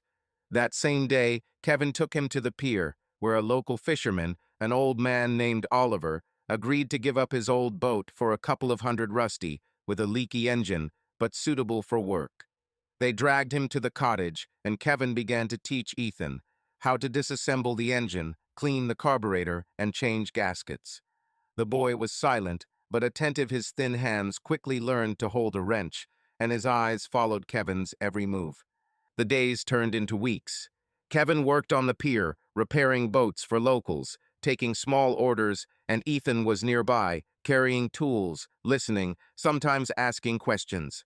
Kevin taught him not only the business, but also the rules. Keep your word if you give it. Don't lie, even if it's easier. Work in such a way as not to redo it. He wasn't the father he didn't want to be, but something in this process, in their silent cooperation, began to fill the void left by Rose. One evening, a month after moving in, Kevin picked up an old photograph, the only one that survived from their house. It showed Rose, smiling, with a wind in her hair, on the same pier in Bayview where they had coffee 15 years ago. He looked at her for a long time, feeling how the old wounds ache, but no longer bleed. Ethan was sitting on the veranda, fixing the net they found on the shore, and Kevin called to him. "Come here." The boy came up, wiping his hands on his jeans, and stood next to him. Kevin nodded towards the pier that went out to sea behind the cottage and walked there, holding the photo in his hand. Ethan followed him without asking. The pier was old, wooden, creaked underfoot, but held strong. The waves crashed against the pilings, and the sun set, turning the water crimson. Kevin took a lighter from his pocket, brought it to the edge of the photo, and lit it on fire. The flames licked the paper, slowly devouring Rose's smile, her eyes, her lies. He held the photo until the fire got to his fingers, and then threw it into the water. Black flakes of ash swirled in the wind and drowned in the waves. Ethan looked silently, his face motionless, but something flashed in his eyes, not grief, not fear, but understanding. "Never trust a liar," Kevin said, looking out to sea. His voice was firm but calm, as if he was drawing a line. "They will take everything from you if you give them a chance." Ethan nodded, not taking his eyes off the water. "I know," he said quietly. Kevin put his hand on his shoulder, a short, almost casual gesture, and turned to the horizon. The sea spread out before them, endless and deep, going to where the sky merged with the water. He felt its call, its power, and for the first time in months he felt that he could breathe freely. Ethan stood nearby, a small silhouette against the sunset, and Kevin realized that this was the beginning not of a family, not of the past, but of something new that he could not yet name. Subscribe to our channel so that your love doesn't cheat on you, and go ahead and listen to the next story, because this story is nothing compared to the next one. If you're under 18, don't even think, click to the next one.